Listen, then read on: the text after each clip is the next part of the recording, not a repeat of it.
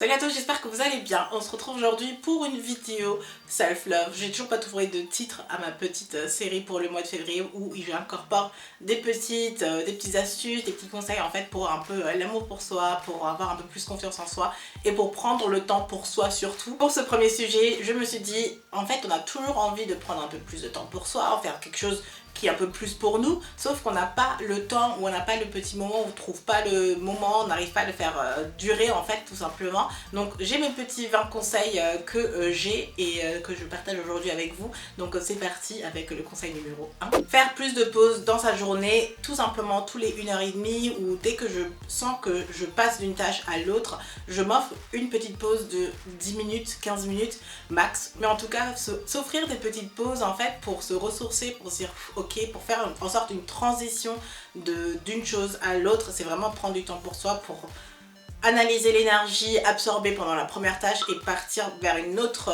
tâche qui a besoin d'une autre énergie tout simplement. Admettons, vous finissez le travail, vous rentrez chez vous, le passage où vous franchissez la porte pour arriver chez vous, se prendre quelques secondes même, parce que là vous n'avez pas resté devant votre porte pendant 15 minutes, juste le temps de respirer un peu et d'enlever toutes les pressions qu'on a pu avoir avant pour entrer dans une nouvelle situation. Je trouve que ça donne un peu plus d'énergie et ça vous fait du bien, vous rentrez avec le sourire, etc. Vous êtes un peu mieux qu'avant. Deuxième chose, ce serait tout simplement prendre plaisir à se faire belle, à s'apprêter, etc. Moi, ma chaîne, c'est de la beauté, donc je le fais naturellement. Je sais pas pour vous, mais je me maquille quasiment tous les jours et ça me prend à peu près 10-15 minutes, parfois 20 minutes. Et c'est du temps en fait, et j'aime profiter de ce temps de cette manière-ci, de prendre du temps pour moi, de réfléchir un peu à ma journée, de penser à moi, de ce que j'ai envie, qu'est-ce qui m'a fait plaisir aujourd'hui, qu'est-ce qui me ferait plaisir aujourd'hui, à quoi est-ce que je pourrais penser qui me motiverait, etc. Donc quand je me maquille, je pense à toutes ces petites choses et ça me permet vraiment de prendre du temps pour moi et de penser à des choses qui me font plaisir tout simplement. Et en fait le maquillage me fait plaisir aussi, donc les deux vont bien ensemble, donc c'est mon conseil beauté. Troisièmement, dormir plus. Ça a l'air simple comme ça, mais c'est pas aussi évident et de nos jours je trouve que c'est plutôt pas mal d'avoir l'application téléphone. Normalement si vous avez un iPhone, c'est intégré automatiquement dedans, dans les Samsung et autres. Je pense que c'est aussi dedans, mais sinon il y a des applications gratuites pour traquer votre sommeil et dire ok, je veux dormir à peu près 7-8 heures par nuit et ça vous envoie des petits messages quand il faut partir dormir. Vous avez un tracking, quand vous voyez en fait en plus que vous dormez bien ou mal, ça vous donne envie de vous investir un peu plus plutôt que juste se dire j'ai envie de dormir plus longtemps. Avoir une application qui aide à suivre ça et avoir des analyses, enfin des informations en gros de votre performance, c'est quelque chose qui aide à avoir une certaine visibilité de ce qu'on a envie de faire et c'est plutôt pas mal. Et si le rythme ne le permet vraiment pas, les petites siestes sont géniales aussi, donc les petits power naps, j'en fais tout le temps aussi quand mes journées sont très chargées et que justement j'ai pas le temps de dormir énormément la nuit, durant la journée je m'offre des mini siestes et ça fait tellement du bien. Quatrièmement, écrire dans un journal, ça a l'air banal comme ça pendant longtemps vraiment, pour moi c'était quelque chose de nul. En fait j'aimais pas écrire forcément ce que je pensais, j'aimais bien garder les choses dans ma tête, mais en fait les sortir, les poser à l'écrit et sur un papier, c'est vraiment pas mal. Et pour moi j'écris pas dans un journal en mode tous les jours, j'écris ce qu'a été ma journée, etc. comme je le faisais quand j'étais petite, mais non, je le fais pas. Moi j'ai juste un livre de gratitude en fait et j'écris parfois une fois par semaine, ou à un moment donné je le faisais quotidiennement, mais maintenant je suis arrivée à une fois par semaine. De quoi est-ce que je suis contente et reconnaissante de ma semaine en fait, et je note les petits moments de gratitude en fait dans ma semaine, et quand je regarde en arrière je me rends compte qu'il y a plein de choses qui sont passées pour lesquelles je suis juste tout simplement reconnaissante, et le faire et le reconnaître, ça permet de se concentrer pas sur les mauvaises choses, parce qu'on a tendance à se critiquer pas mal, notamment moi, je suis très dure avec moi-même, mais à écrire les choses qui sont bien aussi et refléter parfois dessus, de relire et de se rendre compte qu'il y a des choses bien dans notre vie, et ça rebooste en fait, et c'est un petit moment super agréable. Cinquièmement, se faire des mini challenges, et ça peut être n'importe quoi, mais vous lancez des petits challenges comme ça peut être sympa et ça peut être amusant surtout. Depuis le début d'année, je me suis mis comme challenge que lorsque je sors, je souris au maximum de gens, parce que je me suis rendu compte que j'ai tendance à de moins en moins sourire dès que je franchis la porte et que je croise des gens ou que je suis dans la rue, je souris pas forcément. Donc mon petit challenge c'est de sourire Et le fait de sourire tout de suite, ça vous booste en fait et ça vous motive en fait et c'est plutôt pas mal. Un autre challenge que j'avais pendant un moment, pendant très longtemps quand je suis arrivée à Francfort, c'est en fait parce que j'étais intimidée par la ville, par le travail et par tout ce qui était nouveau, j'étais pas trop à l'aise. Donc je me suis lancée comme challenge de regarder pendant au moins une seconde une personne dans les yeux. Donc les gens que je croisais, je les regardais droit dans les yeux pendant une seconde et vous vous rendez jamais compte à quel point une seconde c'est super long. Regarder les gens droit dans les yeux m'a aidé à avoir plus confiance en moi, à me forcer, à me pousser un peu plus et ça m'a beaucoup aidé. Donc ce challenge il était pas mal. Maintenant mon challenge c'est sourire un peu plus aux gens parce que je me suis rendu compte que je le fais pas assez et vous pouvez faire ça pour n'importe quoi. Sixièmement serait d'écouter des podcasts et je pense surtout à des moments d'attente dans la vie. Soit vous êtes à la poste, vous devez attendre dans la file, vous êtes dans les transports en commun, vous devez attendre ou je sais pas, vous êtes dans une file, peu importe, vous faites les courses ou quelque chose.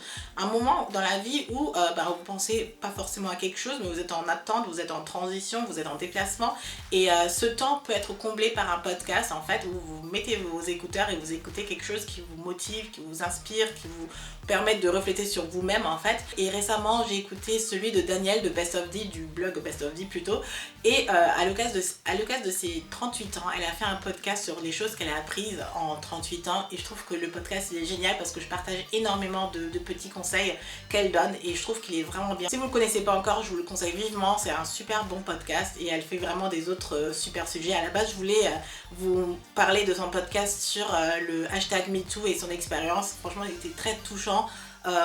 Sinon elle en avait fait un, enfin le podcast en lui-même s'appelle C'est la vie me semble et elle parle de sujets divers et je trouve qu'elle le fait super bien, donc c'est un super bon podcast français que je vous conseille parce que généralement les autres je les écoute en anglais mais celui-là de Daniel il est vraiment bien. Septièmement, c'est tout simplement essayer de se mettre à la méditation. Comme vous l'avez peut-être vu dans mon vlogmas, je me lançais des petits défis justement aussi de faire plus de motivation, de méditation pardon, où je m'asseyais, je pensais à rien et j'essayais de canaliser mon focus à un moment précis parce qu'on a souvent tendance à penser à ce qui s'est passé, soit à ce qui va se passer et rarement on essaye d'être dans le présent et méditer permet justement d'être dans le présent, de se concentrer et moi je suis quelqu'un qui va dans tous les sens dans sa tête. Je pense à plein de petites choses et la méditation me permet vraiment d'être plus focus sur une chose et de me concentrer et par conséquent être plus productive. Donc c'est vraiment un moment pour moi de travailler sur moi-même et la méditation c'est vraiment ça, ça permet de libérer du stress aussi, ça permet vraiment de vous calmer et je trouve que pour moi niveau productivité c'est une des meilleures choses et aussi ça permet vraiment de travailler sur soi, d'arrêter de penser à toutes les choses qui nous préoccupent et qui nous font parfois aussi du mal en fait. Donc prendre du temps un peu dans sa journée pour méditer, moi je le fais 10 minutes dans ma journée et c'est plutôt pas mal aussi, ça aide pas mal aussi. Huitièmement, faire du shopping ou window shopping, c'est pas forcément sortir pour dépenser son argent en shopping, mais je trouve que le shopping, surtout pour nous les femmes, ça permet vraiment de stimuler notre inspiration et de chercher des idées, de sortir quelles sont les tendances en fait, en gros, être curieuse, découvrir peut-être des nouveaux magasins, donc c'est vraiment un bon échappatoire pour penser à autre chose. Quand on a une journée super chargée, j'aime bien parfois tout simplement sortir, voir dans les magasins qu'est-ce qu'il y a actuellement dedans, essayer des choses, prendre du temps pour moi, ça me fait plaisir en fait en plus de faire du shopping, donc c'est vraiment quelque chose que j'aime en fait et souvent je le fais seule aussi, donc je vais en ville seule faire mon shopping et je sais pas pour vous, est-ce que vous faites du shopping toute seule? Parce que moi je fais énormément de shopping toute seule, j'ai besoin de ce moment là pour moi et pour découvrir, chercher de l'inspiration et être créative tout simplement, donc c'est un des meilleurs moments de temps pour moi en fait. Numéro 9, c'est se chouchouter, notamment une partie négligée de son corps. Pour moi par exemple ça peut être les ongles du doigt de pied, que en soi je fais qu'en été, mais en hiver je me dis mais mince, je marche parfois aussi pieds nus et mes ongles sont, je sais pas. Voilà un gros détail perso que je vous livre. Et chouchouter ces parties là permet de reconnaître qu'on a un corps en entier et tout a besoin d'attention et d'accorder un peu d'attention à une partie qu'on a négligée. Donc souvent je le fais le dimanche où je me dis quelle partie du corps est-ce que je pourrais chouchouter aujourd'hui. Numéro 10, faire une balade, donc soit nocturne soit matinale. Pour moi ça va être matinale, j'aime bien me lever surtout les week-ends, je le fais très souvent le week-end. Je suis du genre à me lever tôt donc ça me dérange pas. Je me lève très tôt et je me balade dans la ville à Francfort. Et la ville est endormie, il n'y a personne et c'est juste génial d'être quelque part et tu es pour toi, on a l'impression d'avoir la ville pour soi et d'être la reine du monde en mode le monde m'appartient, de se balader, de se vider la tête et de prendre l'air et d'être dehors en fait. Aussi en profiter pour refléter sur sa vie, de ce qu'on aime faire, ce qu'on aimerait faire, comment est-ce qu'on pourrait y arriver, qu'est-ce qui nous a préoccupé, pourquoi ça nous a préoccupé. Prendre le temps de réfléchir et d'essayer de trouver des solutions à sa vie en fait. Numéro 11, c'est se dépenser et faire du sport. Tout le monde connaît les bienfaits du sport, je vais pas trop longtemps m'attarder dessus. Juste que moi je me suis blessée il y a 2 ans au genou, donc je peux plus courir. Depuis que je peux plus courir parce que mon genou ne veut plus courir en fait, je fais du pilates. Et le pilates c'est plutôt pas mal aussi pour étirer les muscles, pour garder une bonne posture, prendre le temps de connaître les parties du corps qui ont besoin de détente en fait, et surtout ça travaille aussi la respiration. Et pour le pilates je vous conseille le livre de Casey Ho, qui est une youtubeuse et qui fait plein de vidéos de fitness et de forme, etc. Elle est super connue, je pense que vous la connaissez, et à son livre Pop Pilates qui m'a été offert en fait quand j'ai écrit mon livre, et parce qu'ils sont dans la même maison d'édition, donc j'étais trop contente. Et du coup j'ai commencé à les lire et je le trouve vraiment bien. Il y a des idées de recettes aussi parce que manger bien ça va avec le sport. Il y a les bonnes pratiques et les bonnes positions de pilates dedans, donc c'est vraiment le livre que je conseille si vous connaissez pas le pilates exactement, si vous voulez commencer mais vous savez pas trop comment. En plus elle donne des petits conseils de motivation dedans en plus, donc franchement il est génial ce livre, surtout pour ce sujet d'aujourd'hui. Donc voilà, moi je suis au pilates pour le moment. J'aimerais bien courir mais je peux pas. Et deuxièmement, lire un livre motivant de manière générale, c'est quelque chose qui fait toujours du bien, et prendre du temps, décrocher des réseaux sociaux, ça va être un autre conseil plus tard, mais de lire un livre physique c'est vraiment bien aussi pour soi, et vous pouvez le faire soit dans les transports, soit chez vous, vous dire pendant 1 heure ok vous faites plus rien, parce qu'on se rend compte qu'on est toujours sur des écrans quand même. Comme je vous avais déjà aussi une fois dit, j'aime bien apprendre des expériences des autres pour alimenter ma vie et éviter de faire peut-être des petites erreurs ou trouver des petits raccourcis de la vie. Et en ce moment j'ai commencé à lire The Power of Now, que j'ai reçu en cadeau Noël dernier, donc je me suis dit je vais commencer à lire ce livre là. Et voilà, 13e, couper des réseaux sociaux. Je pense que ça peut vraiment être une surcharge d'informations parfois, et être de manière générale une surcharge de tout en fait. C'est de voir des images partout, c'est de voir tout partout, de jamais couper parce que le téléphone sonne, il y a un WhatsApp, il y a un SMS, il y a un appel, il y a toujours quelque chose au final. Et faire des coupures, moi je me fais des coupures, j'ai presque plus de notifications.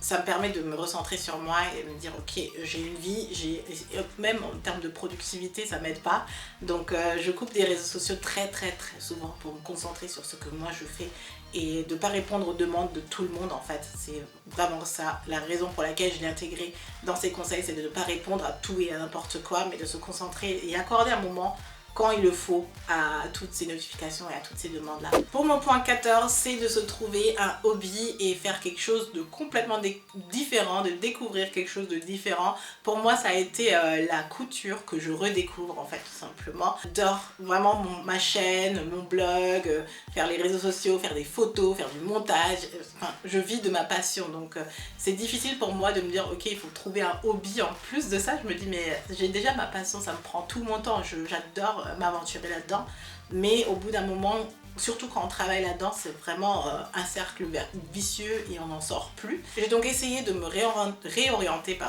à un autre hobby pour que je puisse couper de tout ça de temps en temps, et pour moi ça va être la couture que j'ai redécouvert, parce que quand j'étais petite, peut-être que vous le savez, je voulais devenir styliste, et tout ce qui était couture, vêtements, etc. j'adore tout simplement, et là en ce moment je me fais des petits t-shirts et tout, mais un hobby vraiment improbable, c'est vraiment l'or. Numéro 15, c'est ranger, créer de l'ordre dans sa vie, c'est vraiment ranger des petites choses, la paperasse qui s'entasse, de le ranger et d'avoir l'impression d'avoir vidé quelque chose chez soi qui est en train de s'empiler. Pour moi c'est la paperasse, clairement, donc je prends du temps aussi pour vider ma paperasse. C'est quelque chose que je déteste vraiment et c'est pour ça que j'ai une pile, mais une fois de se forcer à le faire, c'est aussi prendre du temps pour soi, c'est en fait vider quelque chose qu'on n'aime pas parce qu'on le voit en fait et ça nous crée du stress, on se dit on n'a pas envie, mais le faire un jour ça me fait vraiment du bien. Ou faire du ménage, ranger mes vêtements, faire le tri dans mes vêtements. En ce moment je dois faire le tri c'est vraiment aussi quelque chose qui permet de se séparer de choses qui nous créent en fait indirectement du stress. Et je trouve que la tendance minimaliste est justement une bonne aide pour ça, parce que au final dans la vie on accumule beaucoup de choses dont on n'a pas vraiment besoin et qui ont aussi un effet néfaste sur nous.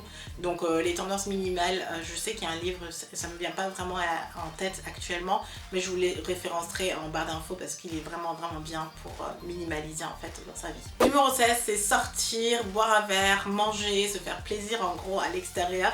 Parce qu'on a tendance à ne pas s'offrir des petits moments de plaisir comme ça. Donc soit c'est pour soi, donc on sort boire un petit café pour soi toute seule, en mode Carrie Bradshaw en fait de Sex and the City, ou avec des amis, ou avec des copines, ou avec votre partenaire en fait, je sais pas, mais sortir un peu, profiter, c'est pas uniquement socialement pour les autres, mais le faire vraiment pour soi, ça fait vraiment du bien. J'adore ça. J'adore aussi parfois juste sortir, me prendre un café et réfléchir sur ma journée. J'aime bien faire ça le matin comme je peux, sortir et boire mon petit café préféré et réfléchir tout simplement, c'est Numéro 17, c'est aussi le côté foufou. On est tous un peu fous dans la vie et danser un bon petit coup, faire la folle, ça n'a rien de honteux, ça n'a rien de mal et il faut se l'offrir comme ça, dégager. Tout comme en fait pleurer un bon coup, danser un bon coup est tout aussi bien et j'adore ça. Je faisais beaucoup plus quand je rentrais du boulot, quand j'étais encore RH et que la journée était tellement stressante. Je rentrais avec la musique et quand j'arrivais de chez moi, bah, je laissais tout, je mettais la musique à fond et on dansait et on était bien et c'est un petit moment où tu te dépenses, tu lâches toute pression et c'est vraiment pour toi, t'es folle, tu t'en fous et personne te juge de toute manière, tu peux même pas te juger toi-même et c'est juste, c'est un kiff, c'est vraiment un kiff. Numéro 18, ça peut paraître un peu bizarre, mais parler à soi-même, avoir une conversation avec soi-même aide énormément. Et moi je suis quelqu'un, on va croire que je suis folle quand on me voit en privé, je parle tout le temps à moi-même. En fait j'ai une conversation avec moi-même et ça m'aide en fait à être la meilleure amie pour moi-même en fait. Je commence ma journée en me demandant en mode Charlie, comment va être ta journée, quels sont les moments que tu appréhendes, quels sont les moments de stress, comment tu veux résoudre. Je me pose vraiment ces questions là et je me parle à moi-même et je parle comme si j'étais externe et du coup c'est comme si je me voyais depuis quelqu'un d'autre et ça permet d'avoir un autre point de vue en fait. C'est comme si quelqu'un me voyait à cet instant même, de voir comment je suis en fait et de dire ah non mais Shirley là ça va pas, et se parler dans un miroir ça rejoint plus ou moins ça, mais essayez de voir ça, c'est difficile à expliquer comme ça et c'est difficile à le dire comme ça, mais il faut juste l'essayer et si ça vous plaît il faut un peu forcer un peu, mais c'est quelque chose de pas mal de se parler à soi-même, avoir une conversation avec soi aussi. Numéro 19, c'est éliminer du poids dans sa vie et prendre action sur quelque chose qui nous dérange. Je pense principalement à des personnes, des relations avec des personnes, donc quand on prend du temps avec soi, c'est aussi réfléchir à comment résoudre un problème dans sa vie. Et souvent pour moi ça a été avec les amis où j'ai pas pu, on s'est accroché sur un petit sujet où ça va pas, ou vous voyez quand quelque chose ne va pas relationnellement, ou même avec votre copain, avec vos parents, vos frères et sœurs, vous dites mais quelque chose ne va pas et ça vous travaille, donc pendant que ça vous travaille de réfléchir à comment vous pouvez résoudre et soit écrire un message ou appeler et éliminer ce poids en fait et dire vraiment ce qu'on pense et penser à comment est-ce qu'on se sent, comment est-ce que la réaction de la personne nous a fait ressentir les sentiments qu'on a pu avoir, l'émotion qui a été engendrée, si on a pleuré, si on a été énervé, mais pourquoi est-ce qu'on a été énervé, et d'expliquer à l'autre personne et être capable d'exprimer un peu ce qui a pu nous faire de la peine en fait. Et pour moi ça a été un élément très révélateur parce que jusqu'à avant j'étais très enfermée sur moi-même, je parlais très peu de mes sentiments, de ce que j'ai pu ressentir si quelqu'un a pu faire une remarque. Et du coup, bah, ça m'élimine du poids en fait d'en parler à la personne qui est concernée et de le dire de manière correcte en fait, de se dire ok, j'ai réfléchi à comment j'ai pu le percevoir, voilà, bah, je vais le dire à la personne et on va avoir une conversation là-dessus. Et à la fin, bah, tu te sens beaucoup mieux. Et numéro 20, le dernier, c'est s'offrir des récompenses lorsqu'on a fait quelque chose de bien, parce qu'il faut aussi reconnaître les moments où on gère, où on slay, où on a réussi à faire quelque chose qu'on voulait faire. Et pour moi c'est souvent s'offrir un épisode de série parce que vraiment j'ai travaillé avant comme il le fallait, comme je le voulais et je suis fière de moi. Du coup je m'offre des séries, c'est vraiment ce que j'aime le plus. Avant c'était les sacs, faudrait que je recommence, j'adore m'acheter des sacs et c'était mon système Pourquoi Siri me parle? Bon, avant c'était les sacs, maintenant ce sont des séries, je sais pas ce que ça va être demain, ou un voyage. Là cette année j'aimerais bien m'offrir un voyage si j'arrive à mes objectifs. Ouais. J'espère que cette vidéo vous aura plu, dites-moi quelle astuce vous faites ou quelle astuce vous aimeriez faire. Ça m'a vraiment fait plaisir de partager ça avec vous parce que ce sont vraiment des petites choses que je fais de temps en temps chez moi, une fois par mois, une fois par semaine, très régulièrement de manière générale, et je me suis dit il faut le partager avec vous parce que c'est ce qui me permet de prendre du temps pour moi, de gagner, continuer à gagner confiance en moi et d'être toujours aussi de bonne humeur. Et voilà pour moi, j'espère que cette vidéo vous a plu, n'hésitez pas à commenter ce que vous avez pu ressentir ou retenir et ce que vous aimez faire. Si peut-être j'en ai oublié, dites-le moi aussi. Je vous retrouve bien sûr bientôt dans une nouvelle vidéo et d'ici là je vous fais plein de bisous. Bye.